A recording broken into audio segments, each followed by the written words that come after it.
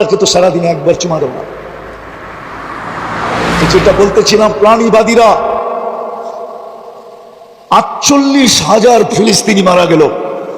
আচ্ছা, মুসলমান বাদেই দিলাম, মানুষ তো মানুষ বাদেই দিলাম, প্রাণী তো না, প্রাণী না। কিন্তু প্রাণীবাদীরা বলুক, ওনারা জেনারেল শিক্ষিত এখানে যারা আছে আমাকে বলেন, যুবকরা বলো, একটা ছোট প্রতিবাদ 2 অক্ষরের আমাকে দেখাও প্রাণীবাদীদের পক্ষ থেকে, যে প্রাণীবাদীরা প্রতিবাদ করছে যে এতগুলা মানুষকে কেন মারা হলো। মুসলমান বাদ দিলাম, এগুলা প্রাণী তো, আর আমরা প্রাণীবাদী। আমাদের দায়িত্ব হয় আমরা একটা প্রতিবাদ করি। কিন্তু বাংলাদেশের প্রাণীবাদী সংস্থা তো প্রতিবাদ করে নেয়। আমেরিকাটা বাদিয়ে দিলাম, ইংল্যান্ডটা বাদিয়ে দিলাম, কানাডাটা বাদিয়ে দিলাম, অস্ট্রেলিয়া ইউরোপেরটা বাদিয়ে দিলাম। আমি তো বলি, আজকেও আপনাদের মাধ্যমে, মিডিয়ার মাধ্যমে, ইংলিশে তো বলতে পারবো না, বাংলাই বলতেছি। আমি জানি পশ্চিমারা ডুববে শুধু 2 কারণে। কয় কারণে? অচিরেই ডুববে ইনশাআল্লাহ, আমিন বলেন না। শুধু 2 কারণে ওরা ডুববে। একটা হলো ইহুদি পীড়িতের কারণে, ইহুদিদের সাথে বেশি মাত্রাহীন প্রীতের কারণে, মোহাব্বত, ভালোবাসা, প্রেমের কারণে। আর দ্বিতীয় হলো মুসলমানদের সাথে অহেতুক দুশ্মনী করার কারণে। অথচ আরেকটা কথাও বলি, যদিও এটা আমাদেরই দোষ, আমরা খ্রিস্টান জগৎকে বুঝাইতে পারি নাই যে কোরআন খ্রিস্টান জগৎকে আমাদের কাছে করছে। কাছে হুজুর মনে হয় মানবে না, কিন্তু কোরআন দিয়া দিতেছে। কোরআন এদেরকে আমাদের কাছে করছে। কি কাছে? এটা আমাদের লিডাররাও বুঝাইতে পারে না, আমরাও বুঝাইতে পারি না। আমরা কখনো এই ব্যাপারে মুখেই খুলি নাই, সারা জীবন বিরোধিতা করছে। কিন্তু কোরআন ওদেরকে আমাদের কাছে করছে। লাতাজিদুনা আশাদ্দান নাসি মুআদ্দাতান লিল্লাযিনা আমানু আল্লাযিনা ক্বালু নাহনু নাসারা। কি কোরআন পড়লাম না বানাইলাম? হাফেজরা বলো, কোরআন পড়ছি না বানাইছি? কোরআন। তো কোরআন বলে লাতাজিদুনা আশাদ্দান নাসি মাওয়াদ্দাতান লিল্লাযিনা আমানু। মুসলমানদের সবচেয়ে কাছে কারা? যারা নিজেদেরকে খ্রিস্টান বলে দাবি করে। এই জায়গায় আছে লাতাজিদুনা আশাদ্দান নাসি আদাওয়াতান লিল্লাযিনা আমানু। সবচেয়ে বেশি মুসলমান বিদ্বেষী 2 সম্প্রদায় দুনিয়াতে। একদল হলো ইহুদ ওয়াল্লাযিনা আশরাকু, আর যারা মূর্তি পূজক। এই 2 দল হলো মুসলমানের সবচেয়ে বেশি বিরোধী। কোরআন বলতেছে, কিন্তু খ্রিস্টানদেরকে আমাদের কাছে করছে। কিন্তু আমি বড় আফসোস করি দুনিয়া ঘুরার পরে, যে আমাদের স্কলাররা কেন ওদেরকে বুঝাইতে পারলো না, আমাদের নেতারা কেন ওদেরকে বুঝাইতে পারলো না। যদি ওদেরকে বুঝাইতে পারতাম তাহলে এই দুরবস্থা মনে হয় কোনোদিন আমাদের দেখতে হতো না। আমরা বুঝাইতে পারি না। আমি আমার দোষও বলবো, শুধু ওদের দোষ বলবো এরকম না, আমার দোষও আমি বলবো, যে আমি ওদেরকে বুঝাইতে পারি না। আমাদের স্কলাররা বুঝাইতে পারে না, আমাদের নেতারা বুঝাইতে পারে না যে তোমাদেরকে আল্লাহ আমাদের কাছে করছে, তোমরা আমাদের থেকে দূরে যাও তো যাও কেন, আমাদের সাথে বিদ্বেষ রাখো তো রাখো কেন, হিংসা রাখো তো রাখো কেন, দুশ্মনী রাখো তো রাখো কেন, আমাদেরকে ঘৃণা করো তো করো কেন, আমরা তো তোমাদের কাছে, তোমরা আমাদের কাছে। কিন্তু যখন আমরা বুঝাইতে পারি না, তো এই জন্যই বলতেছিলাম প্রথমটা, যে ওরা ডুববে 2 কারণে। পশ্চিমারা ডুববে শুধু 2 কারণে, নাইলে ওদের ডুবার কোনো কারণ আমি দেখি নাই। শুধু 2 কারণেই ওরা ডুববে। একটা হলো ইহুদিদের সাথে ওদের পীড়িত বেশি। পীড়িত বুঝেন তো? কি ভালোবাসা, ঠিক না? আরেকটা হলো মুসলমানদের সাথে ওদের দুশ্মনী বেশি। এই কারণেই ওরা ডুববে। তো যেটা আমি বুঝাইতেছিলাম, কথা বাহির হয়ে চলে গেছে, আমি গুছায় নিয়ে আসতেছি, কথার শেষ জায়গায় আমি চলে আসছি। এটাই বুঝাইতেছিলাম যে দুনিয়ায় আপনি যতই আকর্ষণের পাত্র হন না কেন, ফুল তো ফুটলে আকর্ষণের পাত্র হয়। আপনি যতই আকর্ষণের পাত্র হন না কেন, এটা আমার বিষয় না। আমার বিষয় হলো এটা ভাবানো যে আমি আল্লাহর কাছে আকর্ষণের পাত্র কতটুকু, বা আল্লাহর কাছে আমি আকর্ষণের পাত্র হব কিভাবে, রসুলের কাছে আমি আকর্ষণের পাত্র হব কিভাবে। আর কারণও আমি বলছি যে এখানে চিরদিন থাকা যাবে। এই চেহারাটা যে অস্তিত্ব দিছে তার সামনে একদিন দাঁড়াইতে হবে। এটা অস্তিত্ব দিছে কে? কে দিছে? এই চেহারাটা আল্লাহ অস্তিত্ব দিছে। জোরে বলেন কে? আল্লাহ। যত জোরে বলবেন তত ভিতরের ব্লক শেষ হয়ে যাবে, ব্লক থাকবে না। হ্যাঁ, ক্লিয়ার হবে। আমি শুধু কোরআন হাদিস না, ডাক্তারের প্রমাণ দিতে পারি। আমার কাছে আছে অডিও ক্লিপ, আমার কাছে আছে। আমেরিকার ডাক্তার বলছে মুসলমানের হার্টের প্রবলেম হয় কি করে আমার বুঝে আসে না। ও মুসলমান না, ও খ্রিস্টান। ও বলছে আল্লাহ শব্দকে আমি অ্যানালাইসিস করে দেখছি যে মুসলমান আল্লাহ বলে, আবার হার্টের ভিতরে প্রবলেম হয় কি করে। তাইলে বোঝা গেল মুসলমান আল্লাহ যেইভাবে বলার দরকার ওইভাবে বলে না। আসলেই সত্য, আমরা আল্লাহ বলি না। এইখানে একজনও পাওয়া যাবে না এই বিশাল জনগোষ্ঠীর ভিতরে। জানি না অন্তরালে কোনো মা বোন পাওয়া যায় কিনা যে ডেলি 200 বার আল্লাহ বলে। কয়শো বার? অথচ আমার থিওরি হলো, আমার থিওরি কিতাবের থিওরি না, আমার যৌক্তিক থিওরি হলো প্রত্যেক মানুষের ডেলি 550 বার আল্লাহ বলা চাই। বলবেন কেন, কোন যুক্তিতে? আমরা ডেলি 550 লিটার অক্সিজেন নেই। কত? 550 লিটার অক্সিজেন নেই। অক্সিজেনই আমাদের জীবনের সবচেয়ে বড় বাইচা থাকার কি উপকরণ, অক্সিজেন। এই যে আমরা স্বাভাবিক শ্বাস নিতে পারতেছি, এটার মূল্য কিন্তু 2020-এ বাংলাদেশের এক শিল্পপতি আমাদেরকে জানায় দিয়ে চলে গেছেন দুনিয়ার থেকে।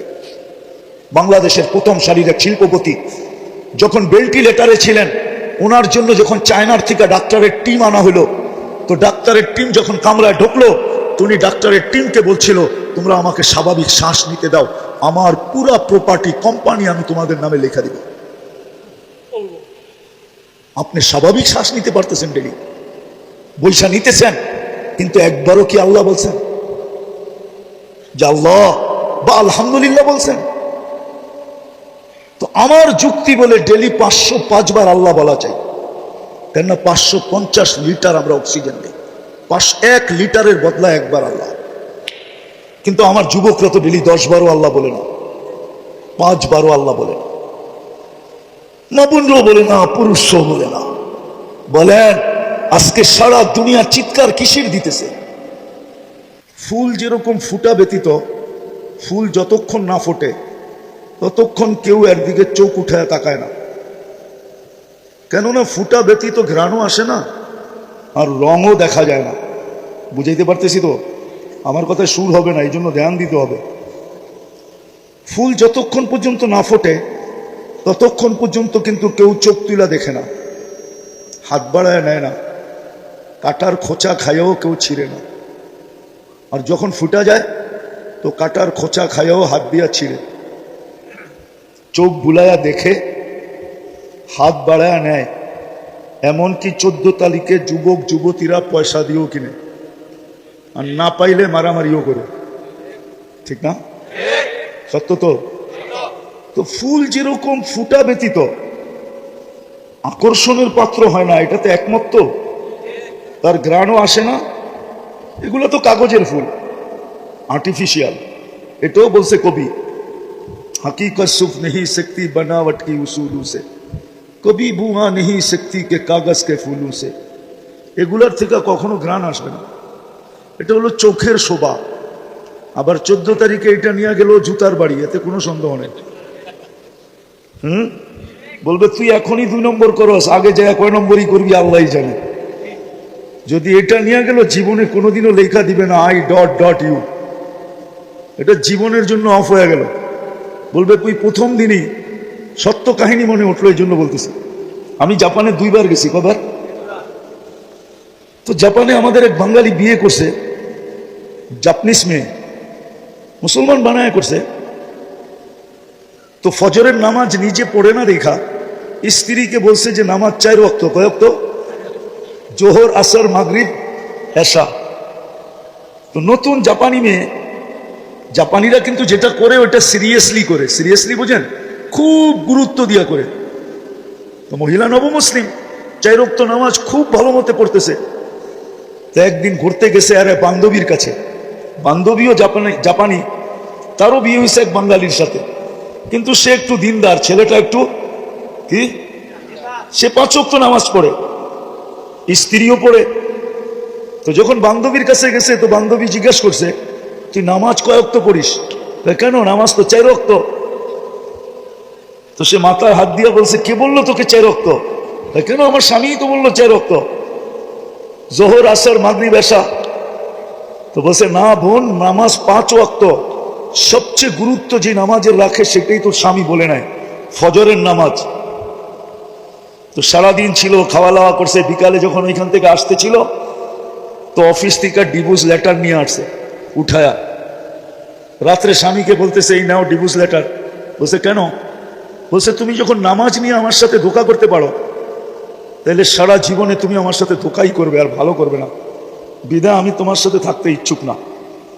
ঠিক এরমই 14 তারিখে এই ফুল নিয়ে গেলে জীবনে কোনোদিন আর I.U লেখা দিবে না। কেননা প্রথমেই এরকম ফুল নিয়ে গেছে যেই ফুলের কোনো গ্রান কোনোদিন হবেই না। তো মানুষ ফুল যতক্ষণ পর্যন্ত না ফোটে আকর্ষণের পাত্র হয় না।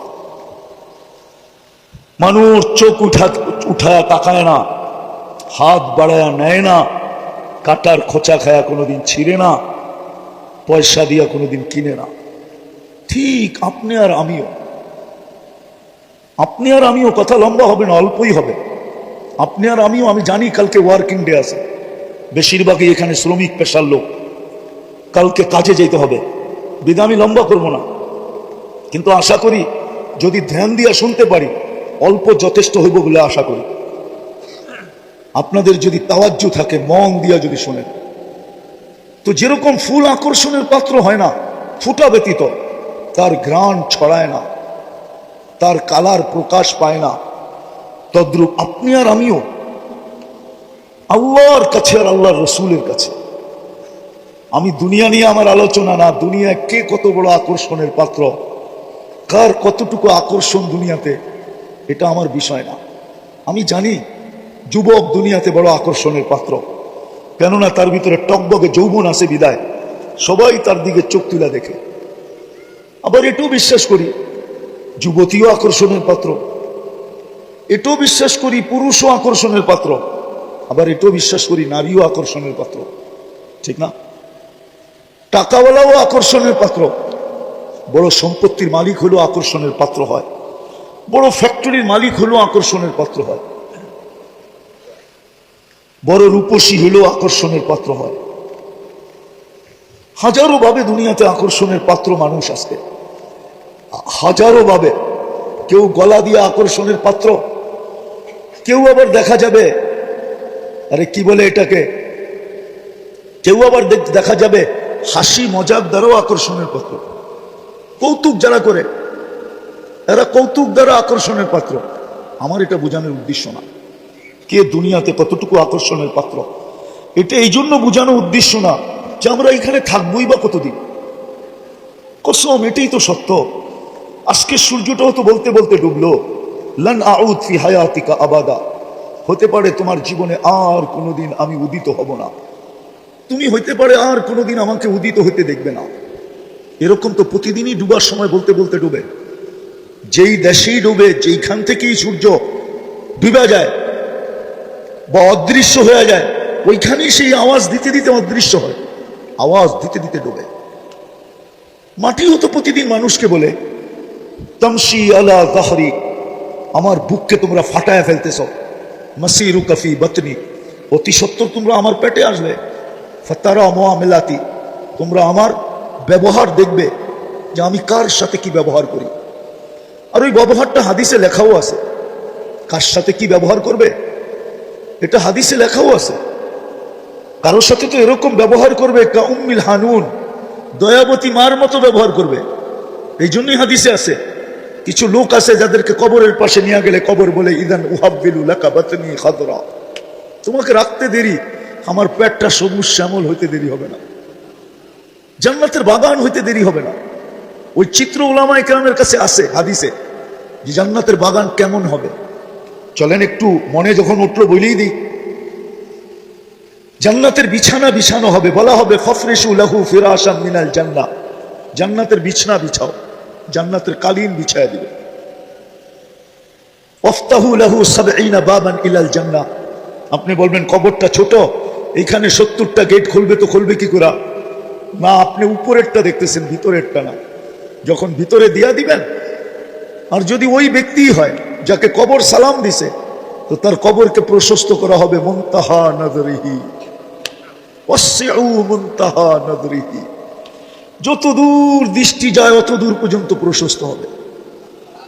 উপর দিয়া না ভিতর দিয়া 70টা দরজা খুলবে। তারপরে ঘোষণা হবে আরসিলু রিহাম বারিদাম মুতাইয়্যিবা, ঠান্ডা এত বেশি না যে কম্বলের দরকার হয়, আবার এত কম না যে গরম লাগে, সুঘ্রাণ যুক্ত বাতাস পাঠাইতে থাকো। তো জমিন প্রতিদিন বলে যে আমার কাছে অচিরেই তোমরা আসবে। শুধু জমিন না, কসম খোদার, শুধু জমিন না আর শুধু সূর্য না, অনেক কিছুই আমাদেরকে ডেলি সতর্ক করে।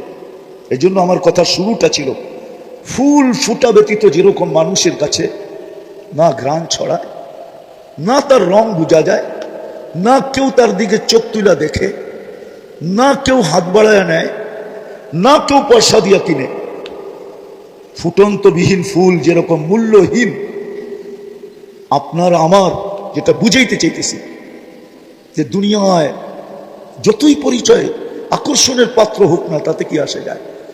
আসল হলো আমি আল্লাহ রসুলের কাছে কতটুকু আকর্ষিত।